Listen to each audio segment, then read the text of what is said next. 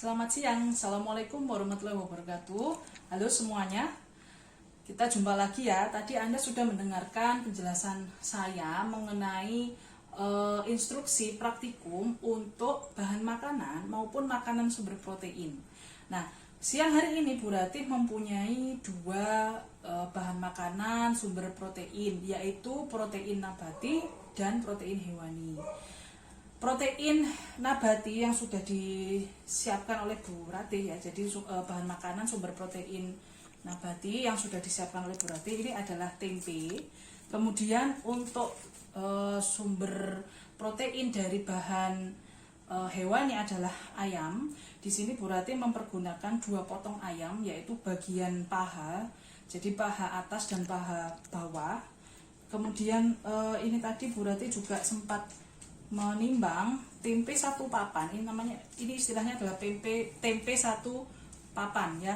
Ini tadi Bu Ratih sudah melakukan penimbangan, beratnya adalah sekitar 250 gram. 250 ya. Jadi sekitar 250 gram atau 1/4 kilo. Nah, kemudian apa yang pertama harus dilakukan? Yang dilakukan pertama adalah kita mencoba untuk menimbang ya, kita coba untuk menimbang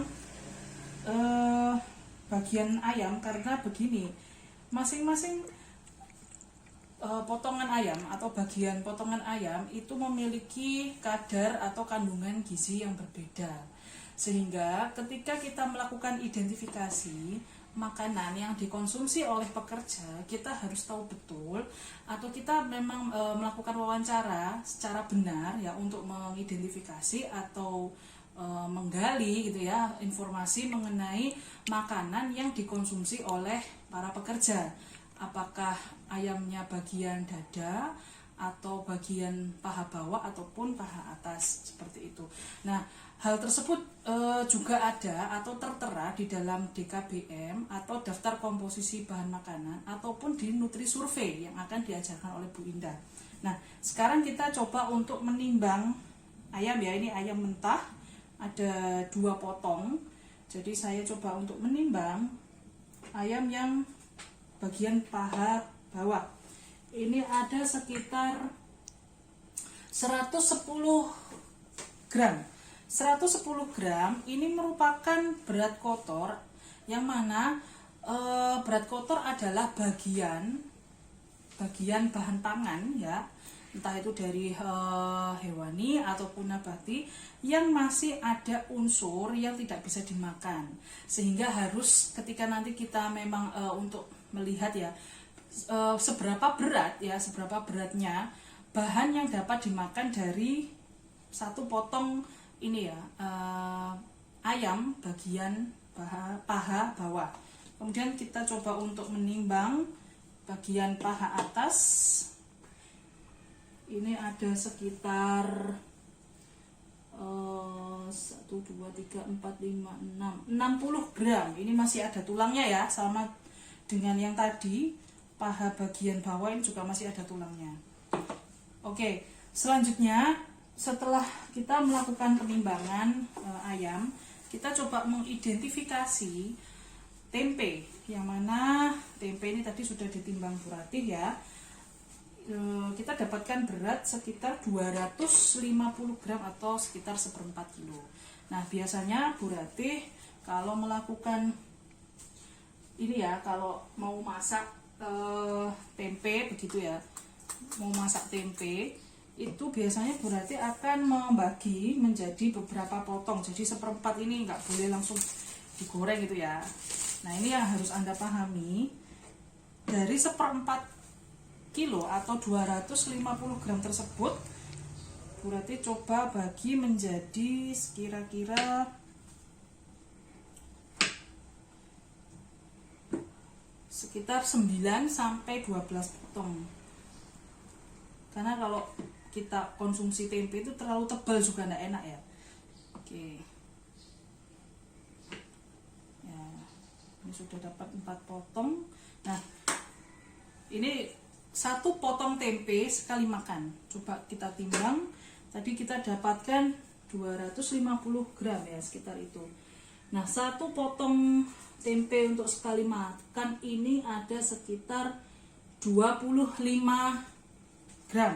Coba kita lihat lagi, coba yang lain apakah sama? Ya, sekitar 25 gram.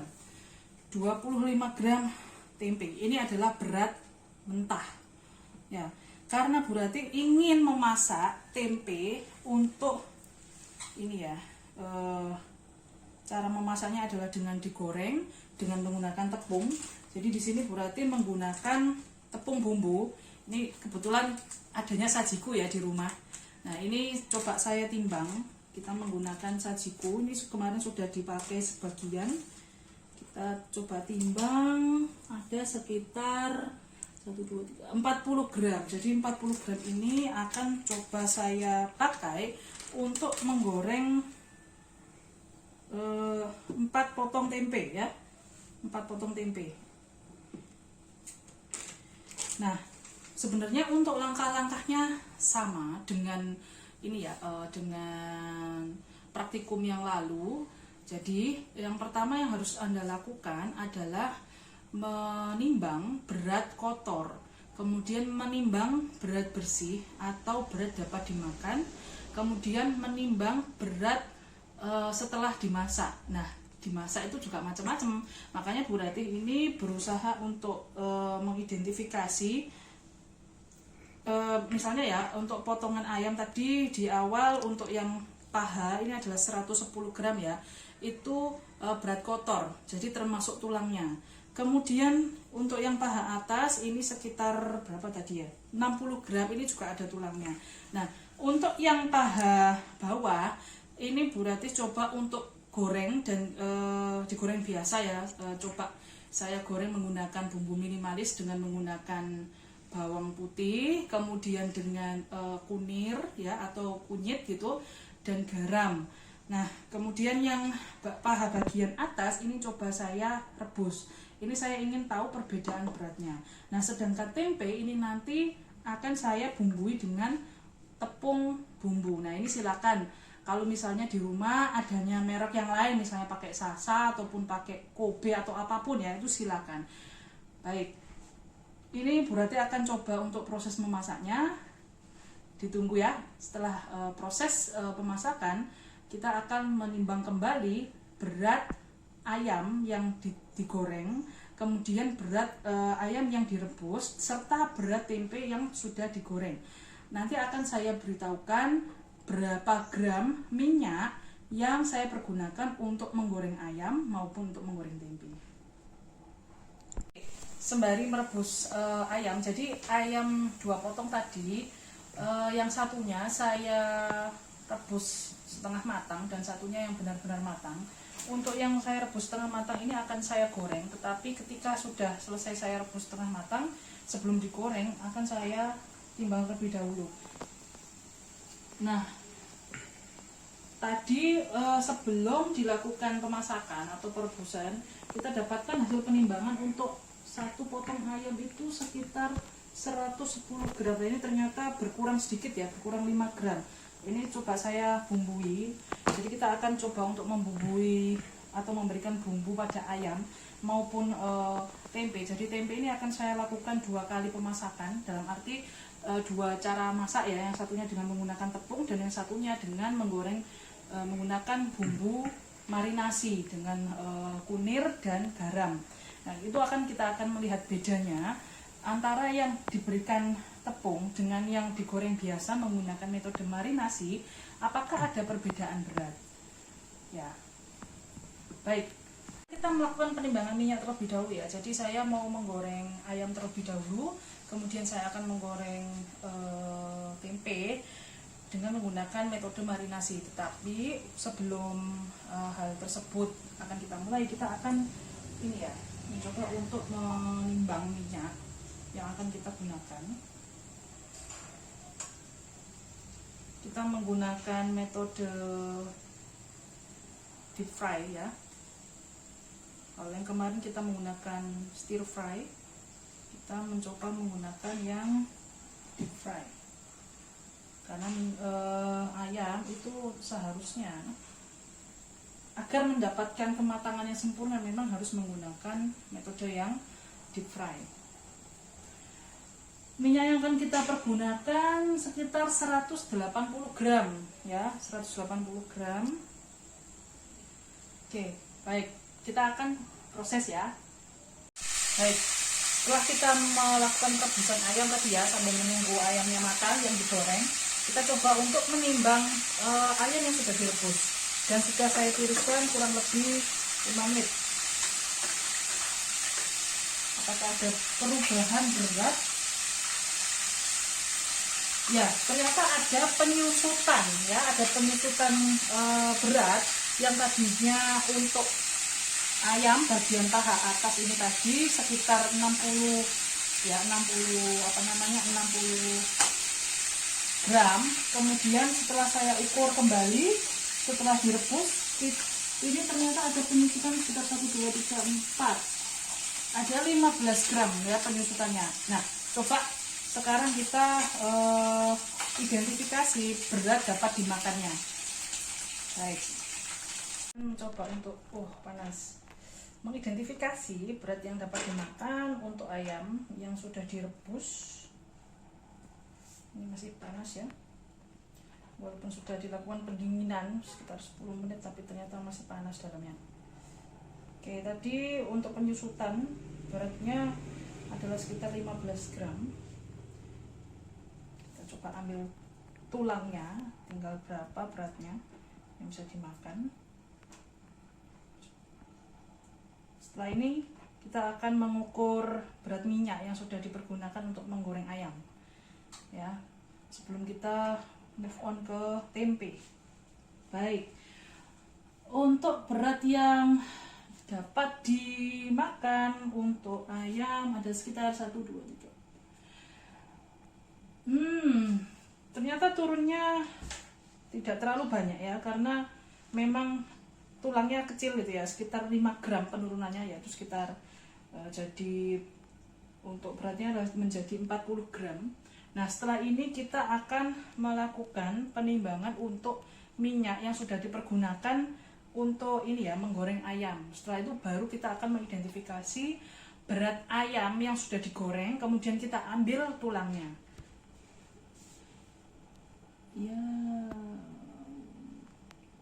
mohon maaf, ini ternyata tadi kalau misalnya saya masukkan tulangnya lagi, tadi setelah dilakukan perebusan ya, setelah dilakukan perebusan turun sekitar 10 gram, karena tadi waktu mentahnya adalah 60 gram menjadi 50 gram. Kemudian setelah ini tulangnya diambil, berkurang sekitar 5 gram, jadi tinggal 45 gram. Nah, oke, baik. Sekarang kita akan beralih ke minyak. Jadi ini saya akan taruh dulu, kemudian saya akan ukur ini wadah dari, oke, kita nolkan terlebih dahulu, kemudian kita saring ya, kita saring. Ini disisihkan dulu. Kenapa harus kita saring? Karena memang ada bekas ini, bekasnya ayam tadi ya, agar tidak mempengaruhi berat. Nah, ini bisa lagi.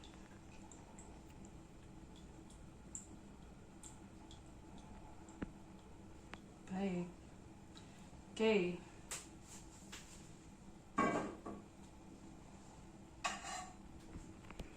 Kita coba, untuk ini panas ya, jadi harus menggunakan tisu.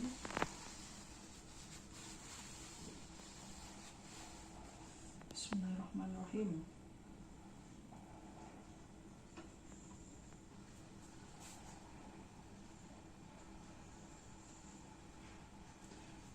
Ternyata tidak.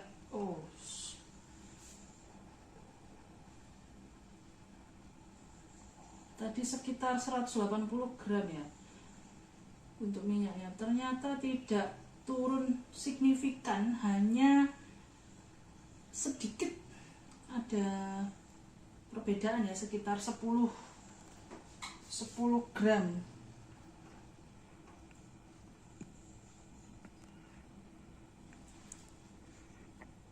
Oke, baik. Coba kita mempergunakan tempe sekarang untuk melihat perbedaannya. Baik. Itu kita coba untuk menimbang ayam yang sudah digoreng tadi. Apakah beratnya berubah? Karena tadi sekitar 110 ya sebelum digoreng, direbus kemudian digoreng. Jadi di sini saya lihat malah berkurang beratnya. Jadi ada tadi 110 kemudian menjadi 100, sekarang tinggal 95 gram. Jadi ada penyusutan berat sekitar 5 gram. Nah, mengapa bisa terjadi? Ini seperti pertanyaan salah satu kawan Anda di chat saya ya. Tanya, Bu, kenapa setelah dimasak ataupun digoreng itu terjadi penyusutan berat? Padahal kan digoreng, mestinya ada penambahan minyak. Nah, jadi prinsipnya begini. Prinsipnya adalah, sebentar ya.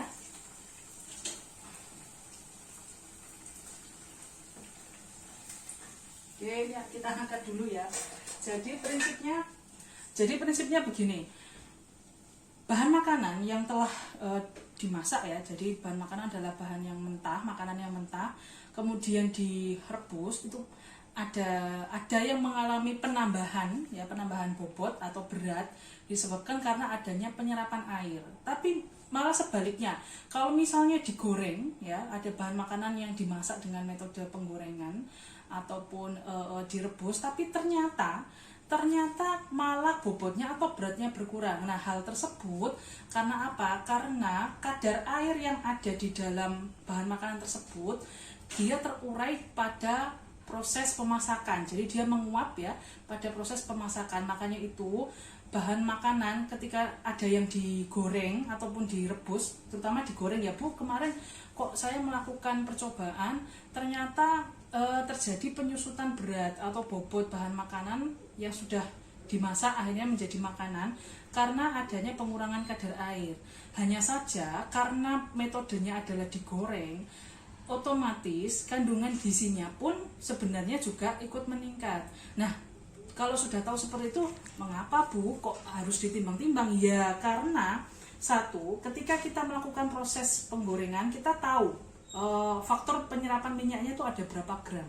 Sehingga ketika kita menimbang menimbang ayam ya, tadi misalnya sebelum digoreng kan memang ayam tuh terlebih dahulu harus direbus dulu, direbus sebentar setengah matang, kemudian kita benar-benar memasaknya secara matang, yaitu dengan menggoreng seperti itu agar benar-benar matang sempurna sampai di dalam. Karena apa? Khawatirnya kalau memang kita prosesnya itu tidak betul ya ketika menggoreng, misalnya dengan deep fry itu kan seharusnya memang harus benar-benar tercelup secara sempurna di dalam minyak. Jadi minyaknya itu benar-benar harus banyak sehingga daging yang ada di dalam yang berdekatan dengan tulang itu benar-benar matang secara sempurna.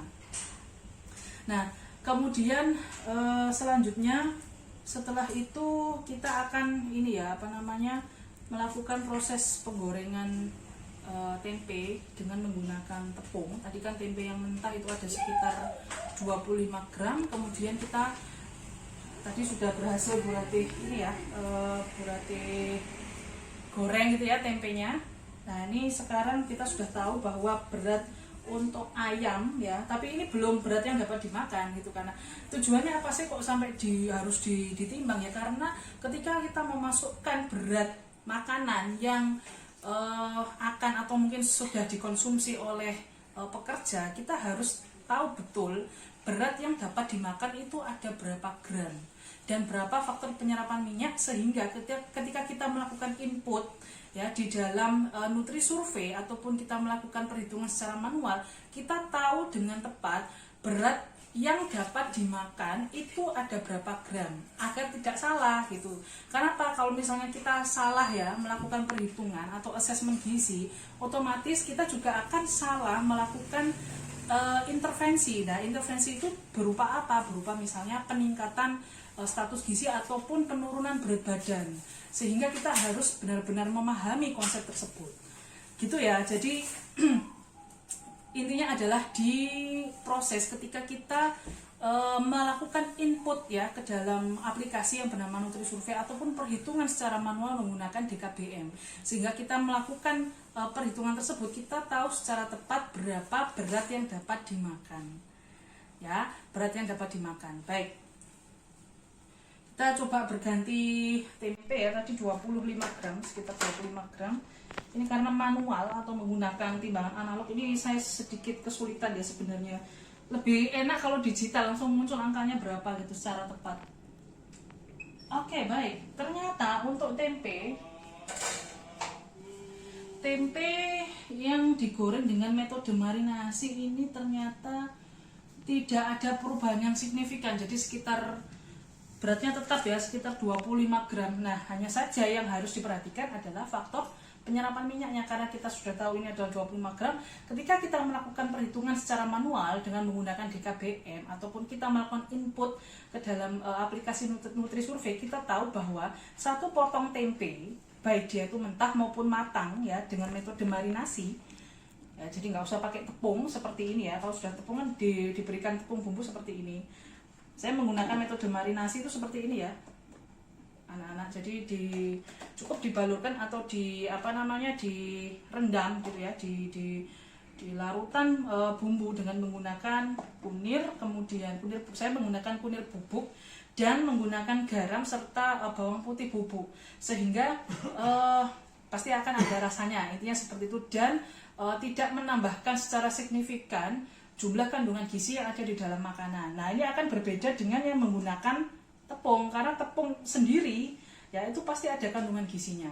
Nah, caranya bagaimana? Caranya untuk melihat kandungan gizi ini, saya ngoleksi ini ya, tepung gitu kan. Nah, saya kadang menggunakan sajiku, kadang menggunakan Kobe. Di kemasan tepung bumbu tersebut biasanya terdapat ini ya, keterangan informasi nilai gizi. Jadi ada berat bersihnya itu berapa. Kalau untuk sekian ya, untuk Kobe ini ada sekitar 70 gram, tapi kalau sajiku mungkin berbeda.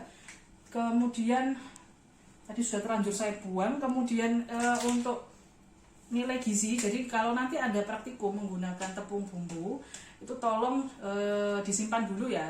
Jadi untuk mengetahui kadar gizi atau nilai gizi yang ada atau terkandung di dalam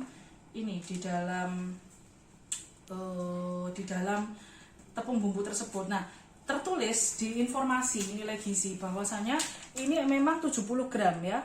Nih, Anda bisa lihat berat bersihnya adalah 70 gram. Baik, 70 gram. Hanya saja ada tulisan di informasi nilai gizi, takaran saji atau serving size itu adalah 20 gram. Jadi kira-kira tepung yang dipergunakan ketika kita menggoreng satu potong tempe ataupun mungkin satu potong ayam itu sekitar 20 gram yang menempel di yang membalut tempe ataupun bahan makanan yang lain ketika kita menggoreng, jadi sekitar 20 gram. Nah, persajian ya, sehingga untuk total energinya adalah 60 kilokalori. Nah, bisa dibayangkan karena ini adalah 70 gram, berarti caranya adalah 70 dibagi 20, sekitar kita bisa menggunakan tepung bumbu ini ya, satu sachet ini bisa menggoreng sekitar 3 sampai 4 potong, atau ya paling banyak adalah 5 potong tempe misalnya. Sehingga untuk setiap sajian ya, adalah 20 gram, ini mengandung 60 kilokalori. Nah, kalau misalnya katakanlah satu bungkus ini bisa untuk menggoreng 4, berarti kan 4 dikalikan 3 sampai 4 ya, dikalikan 60 kilokalori. Ya, bisa dibayangkan kita makan tempenya sendiri itu ada berapa kilokalori, kemudian ditambah tepungnya ya, masing-masing 20 gram tersebut itu mengandung 60 kilokalori ya. Jadi kadar atau nilai gizi dari tempe ya, misalnya katakanlah sekitar 100 kilokalori ditambah dengan nilai gizi tepungnya sendiri itu ada sekitar 60 kilokalori. Jadi 100 ditambah 160 kilokalori untuk satu potong tempe bumbu, bisa dibayangkan. Nah, kalau kita makannya kita kadang itu makan goreng untuk enak aja ya, makan mendoan, makan pisang goreng. Nah, kita tidak berpikir bahwa satu potong tempe tempe dengan dibalur tepung bumbu ya, atau mungkin pisang goreng ataupun mendoan, itu kita tidak pernah berpikir bahwa di dalam satu potong tersebut itu terkandung nilai tempenya sendiri, kemudian ditambah dengan minyak karena kita menggoreng ya, kita menambahkan dengan faktor penyerapan minyak, kemudian ditambah nilai gizi dari tepungnya sendiri. Nah, bisa dibayangkan sampai di sini, mudah-mudahan Anda paham. Oke, baik, ini karena tidak ada perubahan yang signifikan, kita berusaha untuk melakukan penimbangan untuk berat badan dimakan untuk ayam ya. Baik, saya mau cuci tangan dulu agar ketika saya memisahkan daging dengan tulangnya itu bisa bersih. Saya sudah cuci tangan ya. Ini kita coba pisahkan antara daging kulit plus ya dengan ini tulangnya. Berapakah berat yang dapat dimakan? Karena tidak semua bisa dimakan.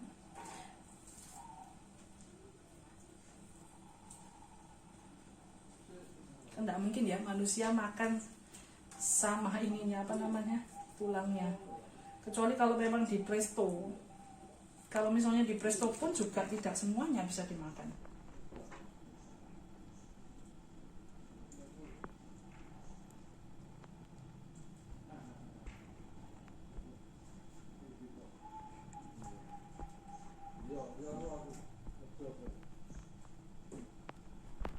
Oke.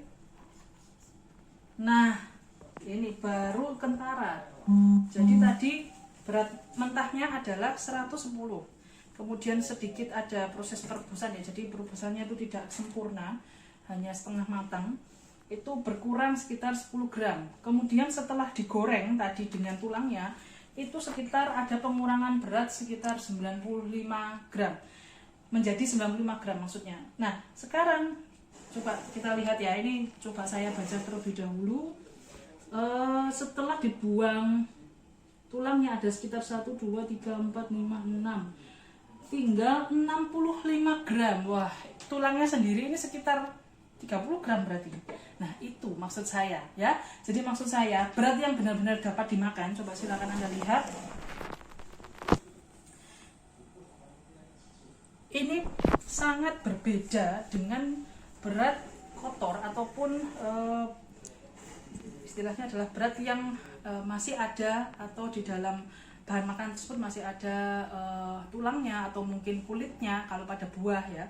Sehingga inilah sebenarnya yang harus kita input atau kita masukkan ke dalam perhitungan ketika kita melakukan perhitungan manual gitu ya. Jadi bukan 110 gramnya yang kita masukkan atau kita input di dalam Nutrisurvey ataupun kita hitung dalam perhitungan manual, tetapi adalah berat yang sudah diambil tulangnya kemudian yang sudah dimasak.